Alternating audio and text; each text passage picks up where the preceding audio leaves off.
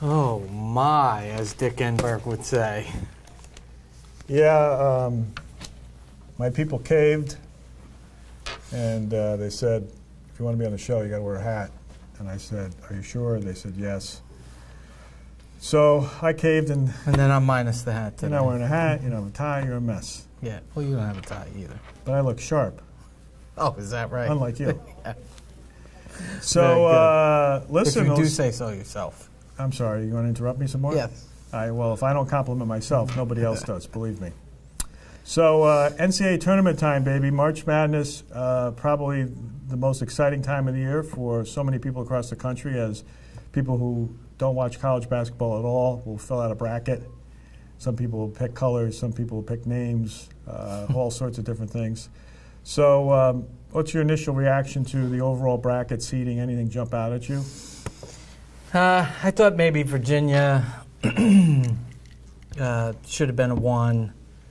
I think they kind of got hurt by the kid being hurt, the Anderson kid being hurt. Right. And got sort of left out there.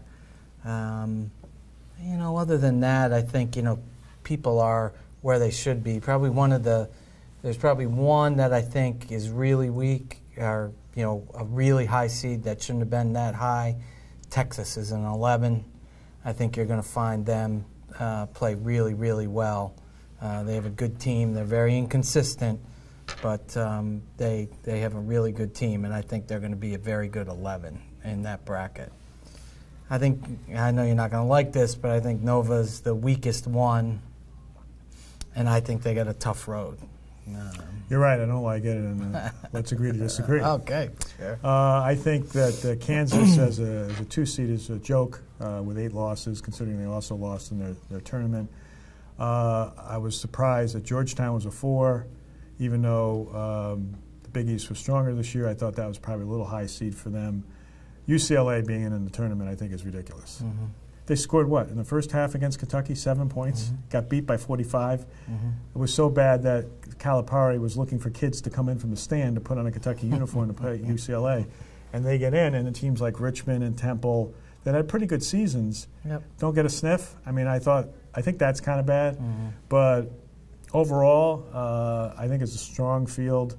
I think right now a lot of people look at it as the old days with Tiger Woods. It's Kentucky versus the field. I think there's a tremendous amount of pressure. I don't care what Calipari says. Yeah. Tremendous amount of pressure on Kentucky now because they haven't lost, as we had, I think, discussed in the last show. Frankly, I think Kentucky would have been better off with a loss somewhere along the line because now there's so much pressure just to keep the streak alive. And for the first time this season, really, passing the first round game, you know, assuming that's a given, they're going to have, out of this tournament, they're going to have at least 3 or 4 games that are going to be close games with teams that are well coached, and the talent disparity is not going to be as wide as they've seen. Well, we talked about it. The SEC, the basketball conference is the antithesis of football. Right. It is not the strongest conference. Right. And I think I said this the last time we were together, that I think the ACC is the strongest, and I think what you're going to see is the teams in the ACC are going to do very, very well because those guys are beating up on each other. And it's, to your point, Kentucky, after the first or the second round, is going to face somebody that, you know, is not going to be as big and as long, but is going to be bigger and longer than anybody they've played all year. There's no question Kentucky has more talent than anybody else. They probably have 4 or 5, you know, not draft picks, but 4 or 5 first rounders on that team. The question is going to become, in my mind, unlike, because I think they've had at least 1 overtime game and they've had a couple close games in the regular season.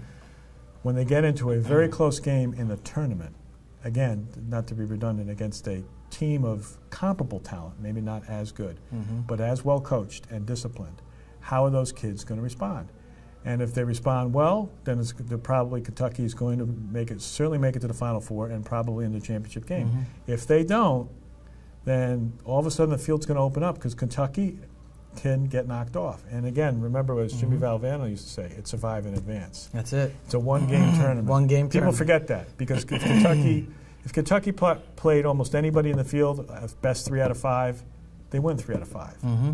But it's a one-game, one-time deal, and as good as they are, I think they could be challenged, potentially. I said this the other day to somebody that, to make a movie reference, you could potentially see Calipari look like the Russian coach in Miracle.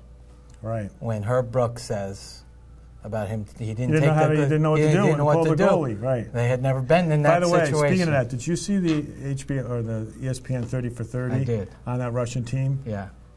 It was very interesting. Yeah, certainly made you feel compassionate for the players on the team. Not necessarily for the coach, because the coach is a real jerk, right. but for a lot of those guys who played on that team. And what also reminded me was how well the Russians reacted to the USA's victory. Because when you see them, they're standing there on the ice. They stood there. They weren't hanging their heads. They were respectful. They were respectful for what's going on. So why don't we go and let's take a look. We each decided for our national audience to fill out our own bracket. Audience, yes. So why don't we take a start with the East, Jim, and let's tell me what you're thinking about the East part of the bracket. Okay. So in the East, I have a surprise coming out of the East. I have Michigan State going to the Final Four. That is a surprise with this team. Yep. Well, this team took Wisconsin, remember, in the conference final, took Wisconsin to overtime and has played spectacular the last 5 or 6 Listen, games. it's tough to go against Tom Izzo. Yeah. I mean, his record is spectacular. I just didn't think this was one of his stronger teams. But then again, listen, anything can happen. I think he gets a favorable draw, because I think potentially, I still don't know if the Anderson kid is going to be back for Virginia that second week, or actually would be for the second game of that weekend. And so if he's not, and I'm counting on the fact that he's not, I think Michigan State can see the light to get to the final, and I don't think I have Louisville coming out on the top. I see that. Yeah, I have LSU beating Nova in the second game. I see that. LSU, who took Kentucky right to the last shot the last time they played them. But they lost. They did lose. Okay, thank you. Yep. Against the best team in the country. That's fine. Let's go to my bracket, because mine's the one that really counts. Okay. Now, let me first We'll see about that. Let me first say this. There's no secret that, of course, I'm a Villanova alum. No secret. And I was on campus, or I was down at the Wells Fargo Center for their what turned out to be a scrimmage against St. John's, beat them by 37 points with 4 minutes left to go. We're putting in, actually, my friend John and I got called in to play for Jay. That's how far we were ahead. Under Jinxology, I don't like to talk about Nova in the tournament time, and Jinxology is a long involved, nearly religious persuasion that I believe in, so I can't get into all the details. But because we're on the show, I do have to talk a little bit about the tournament, so I got to talk about Nova. I have Nova and Louisville in the regional, and then I have Nova playing against Virginia. I believe I do, yes. And then I have Nova getting to the Final Four. So a big difference between the two of us. Very big difference. Here's where I agree. I believe it's Nova LSU. A lot of people are picking NC State and think that they have an NC State-Villanova matchup, and I saw a lot of talking heads with Nova losing to NC State. I agree with you. I think LSU is the better team. I think for a lot of the top seeds, second-round game, typically if you look back at the championship, and you look at the winner, the second-round game tends to be the closest game they play. And if they can get through the second game, that's when the run begins. So that's kind of what I'm prognosticating for my Cats.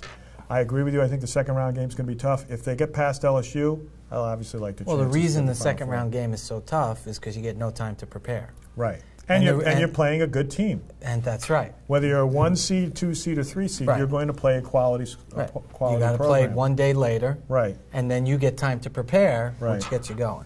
All right, let's move to the South, and let's take a look at your So bracket. I got the chalk coming out there. I have Duke coming out there. Right. My one surprise, and then my one hope, although I didn't pick it, is I believe SMU is going to come out. I think Gonzaga is going to lose in the second round to Mr. McCaffrey, is going to lose to Iowa, and I think SMU is going to come out to play Iowa, and then I'm giving the benefit of the doubt to Iowa. But what I really want to happen there is I want SMU to play Duke. Because Larry Brown and Krzyzewski hate each other. Oh, nice. So, well, as long as you got dissension. So I would love to see that matchup, the Godfather, Mr. Brown, against the greatest coach of all time, especially with wins. I think that would be a great matchup to see. Well, I've got, I'll start with the Final Four out of the South. I've got Duke making it to the Final Four. I've got Duke beating Iowa State to get there. And then in the regionals, I've got Duke, Utah, and I got Iowa State, Gonzaga. I'm not a big fan, as I think I've expressed in this show previously. I'm not a big fan of Gonzaga, but I do think they're going to get to the regional or semifinal and play Iowa State. I think this Iowa State team is underrated, and I think if they do get to play Duke, I think it's going to be a close game. But I got Duke coming out on top. All right, let's move. So you have chalk as it goes now. So far. Yeah, chalk. Do you say that with disdain in your voice? So okay. let's go to the West. Let's go to the West. I'd like to go to the West. How about I start? In the West, I have UNC coming out as the Final Four representation there. I've got them beating Arizona in the regional final. I got Wisconsin and UNC in the semifinal, and I got Baylor and Arizona in the semifinal there. Spot on. Exactly the same. Oh, I didn't even look at yours. I have UNC. UNC's a little bet with my heart. Shaker alum Sam Perkins. I think UNC is one of those teams where, if they can get out of the second round, they got in the second round. They got to make baskets. They got length. Length is tough to teach. I understand that, but they don't score. And they played really well in the conference tournament. Right. I mean, the Notre Dame game was a great game, but they missed a bunch of shots at the end, and that's what they don't do is they don't shoot. They do. But I also agree with you in terms of they also, when you talk about brackets, I don't see them having as tough a road as somebody else. They don't. Right. So that's the reason why I could see them getting to the Final Four. All right, let's finish up with the Midwest. So I have Kentucky coming out. Oh, is that chalk? I think chalk just flew up in the air. Yeah, but I have two chalk coming out. So now you have 3 chalk coming out. Well, chalk is fine. But it pains me because I have Kentucky playing ND. Which is exactly what I have. Yeah. And I think ND could beat them, but I got a tough time betting against Kentucky. I agree with you. I think Notre Dame is one of the hottest teams coming into the tournament, especially the way they played in the ACC. But I think if Kentucky, let's put it this way, if Kentucky gets to the regional final in the Midwest, no way you're keeping them out of the Final Four. No way. I mean, no way. So it should be interesting. No doubt by the time we come back, our brackets are going to be a mess. Yeah. There's all sorts of teams we've never heard of. I will note this, that I have Albany winning its first round game. Yep, and I have an upset special in the Midwest. Bobby Hurley, University of Buffalo, beats West Virginia in the first round.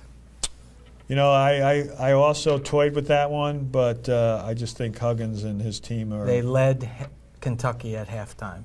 Buffalo did. Early in the year, but they led Kentucky at halftime. Buffalo led the herd, so to speak. Bump.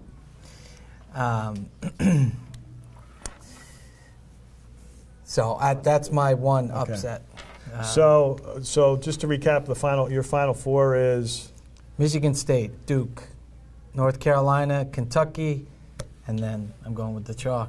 Kentucky is your champion? Kentucky's my champion. I've got Kentucky UNC, with Kentucky getting to the championship game. I've got Villanova and Duke, which would be a terrific battle. Yeah. And then I've got an all Wildcats final. And the good Cats beat the bad Cats with Nova winning on April 6th, 30 years after they won their national championship. I'm glad under you Jinxology, I'm not going to talk about it anymore. We're not really talking about this I'm not talking about this at all. Okay. Matter of fact, I'm not talking about it anymore. So with that, why don't we go to our break quick break and come back and talk some more. Okay. Thanks. Bye-bye.